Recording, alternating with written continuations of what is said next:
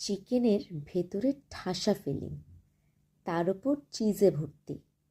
সেদিন একটা দারুণ র্যাপ খেলাম অ্যাক্রোপলিসের খুব কাছেই। সত্যি বলতে কি জানো, আমি প্রথমবারের মতোই র্যাপ খেলাম।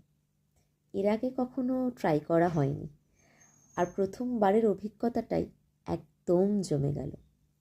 চিকেনটা ছিল বেশ জুসি, চিজটা ঠিক যতটা দরকার ততটাই, আর পুরো র্যাপটা খেতে একদম ব্যালেন্সড। দাম মাত্র 80 টাকা। মানে এখনকার বাজারে 80 টাকা এত সুন্দর চিকেন র্যাপ ভাবাই যায় না। আর তোমরা যদি এক্সট্রা চিজ নিতে চাও তাহলে 20 টাকা। কিন্তু ট্রাস্ট মি, এক্সট্রা চিজ নেওয়াটা টোটালি ওয়ার্থ ইট। খেতে খেতে একটাই বিষয় মনে হচ্ছিল, এটা আবার খেতে হবে। সিম্পল ফিলিং আর একদম ভ্যালু ফর মানি।